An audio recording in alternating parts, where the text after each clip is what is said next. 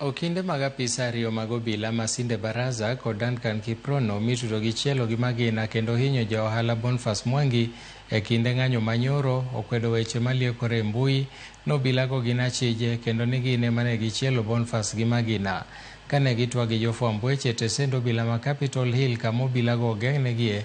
Okindego kotelnegi kod Felix Keaton wacho ni Obilago ne ok omi magina aching' kata live bullets kendo ni Obila duto te tiyo gi lisasi mag raba e kinde ng'anyo makamano.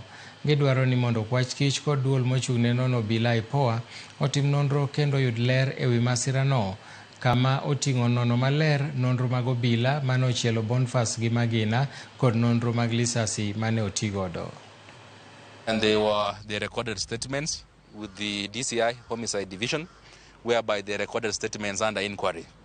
And they were booked here at Capitol Hill Police Station. We are not saying that our client was involved, but all police officers who were guarding the demonstrators, they had shotguns and rubber bullets. So if there were any shots that were fired, then those were from the rubber bullets, not the live bullets.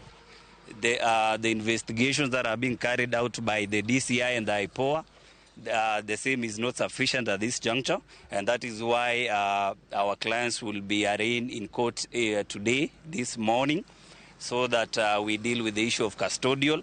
But the issue of whether our clients were involved, our positions are that our clients are innocent, they were not involved in any way, and we will be able to prove that in a court of law. We must investigate the identity of these people, so that even as they are being arraigned before the courts, we must ensure that these are the correct accused people, or rather the persons of interest, because the identity in itself is what we are challenging.